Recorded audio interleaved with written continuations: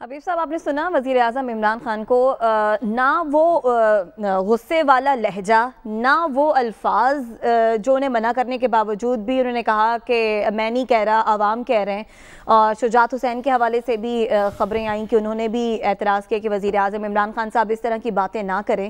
یہ لہجے میں تبدیلی کیا وجہ؟ دیکھیے وزیر اعظم کو جس نے جو اچھا مشورہ دیا ہے اور وزیر اعظم نے مان لیا ہے تو میرا خیال ہے کہ آپ یہ دیکھیے کہ آج کی تقریر کے بعد یک دم پاکستانی سیاست کا درجہ حرارت کتنا نیچا ہے. کل جب شام کو ہم اس وقت بیٹھے تھے تو کل ایسے لگ رہا تھا کہ بوائلنگ پوائنٹ ہے, ہر چیز ابل رہی ہے اور کسی بھی وقت یہ برتن ٹوٹ جائے گا.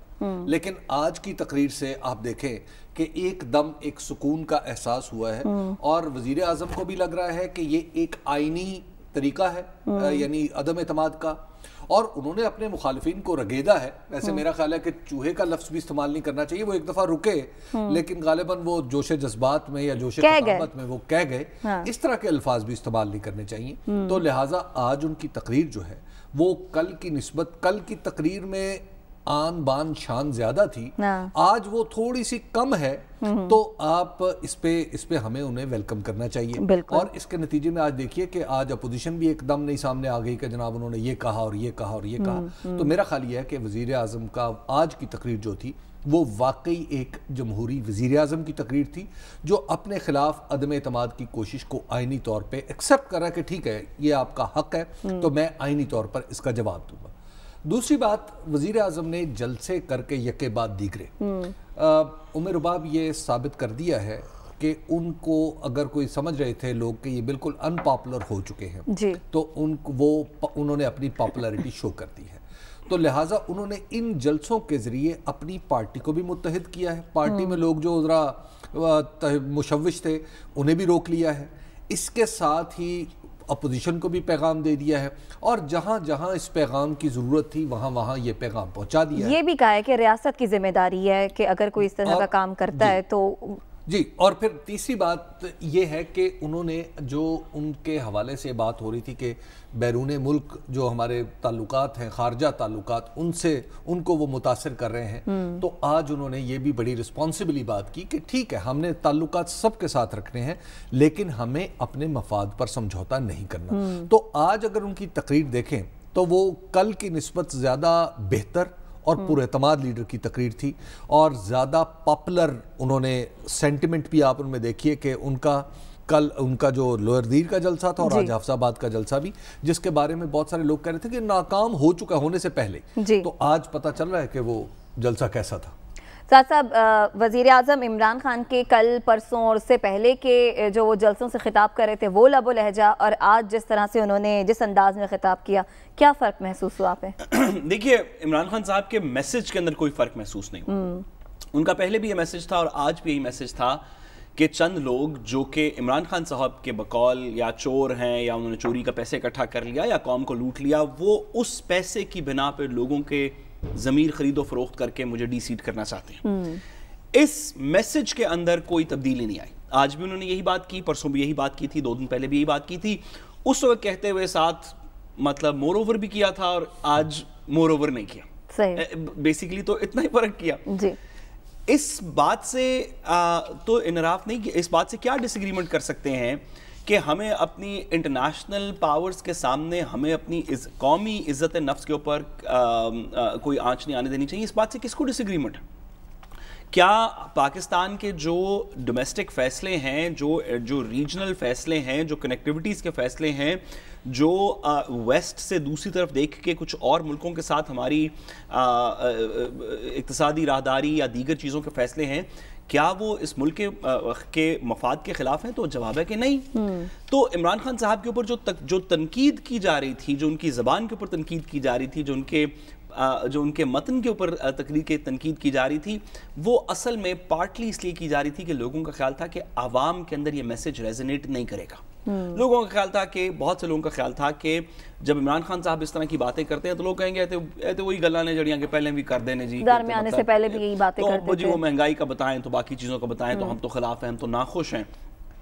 تو پچھلے 2-3 جلسوں سے یہ بات تھوڑی سی واضح ہو گئی کہ ضروری نہیں عمران خان صاحب کی میجورٹی اسی عروج پہ ہو جس عروج پہ ایک زمانے میں تھی، لیکن پھر بھی وہ آج بھی عوام میں اتنے پاپولر ہیں اور پاکستان میں موجود ہیں، یہ بھی بات، اور پاکستان سے بھاگ کے کہیں جانے کا میرا نہیں خیال کہ ارادہ بھی کوئی رکھتے ہیں. تو اگر ان کی گورنمنٹ گر بھی گئی تو عمران خان فیکٹر اس ملک میں سے ختم نہیں ہوگا. اور یہ ایک مس کیلکولیشن تھی کچھ لوگوں کی طرف سے کہ شاید ان کی پاپولیرٹی اتنی ختم ہو گئی کہ عمران خان فیکٹر جو ہے وہ پلے نہیں کرے گا پالیٹکس میں.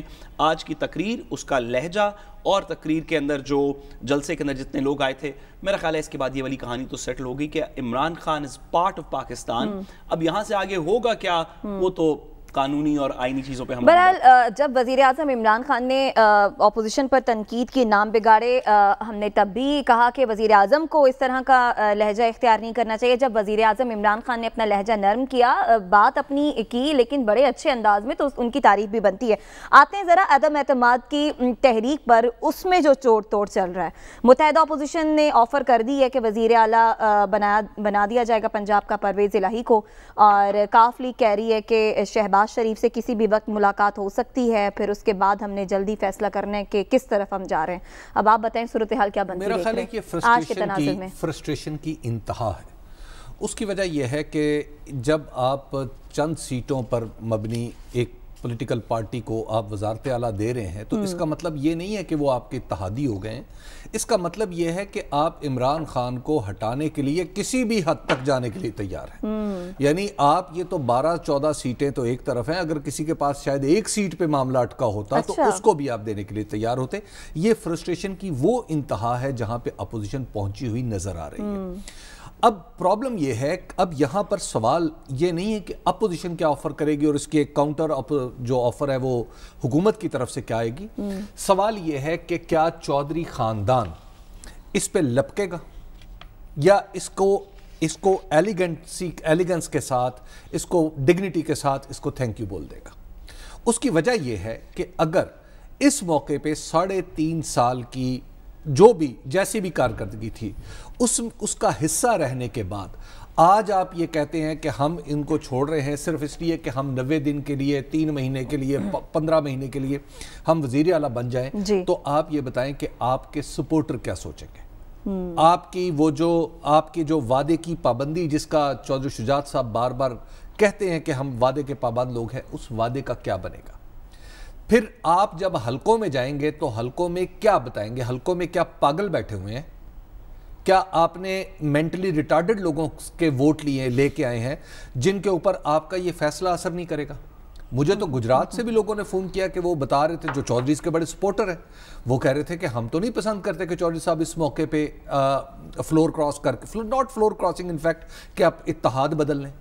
تو ایسی صورت کا کل وہ پی ٹی آئی کے ساتھ مل کے انتخاب لڑ رہے تھے کہ کیا وہ کل چودھری پرویز الہی، صالح حسین، شافع، وجاہت، مونس الہی کیا کل شیر کرتے ہوئے گجرات میں جائیں گے؟ میرا خیال ہے کہ یہ آپشن ان کے پاس. حبیب صاحب، ابھی جو تازہ خبر چل رہی ہے وہ یہ ہے کہ کاف لیگ کہہ رہی ہے کہ ہم نے فیصلہ کر لیا ہے کہ ہم کیا کرنے جا رہے ہیں. یہ بھی بات پر اتفاق ہو گیا کہ اسمبلی اپنی مدت پوری کریں گی، اور اگر ہم حکومت کے اتحاد سے گئے تو اپنی سیٹوں سے استعفیٰ دے دیں گے. تو اس صورتحال سے اب آپ کو کیا لگ رہا ہے، کاف لیگ کیا کرنے جا رہی ہے؟ میرا خیال یہ ہے کہ میرا خیال دیکھیے، کاف لیگ کو میں چودھری شجاعت حسین صاحب اور چودھری پرویز الہی صاحب کی جو دور رس سیاست ہے نا، اس کا میں قائل ہوں.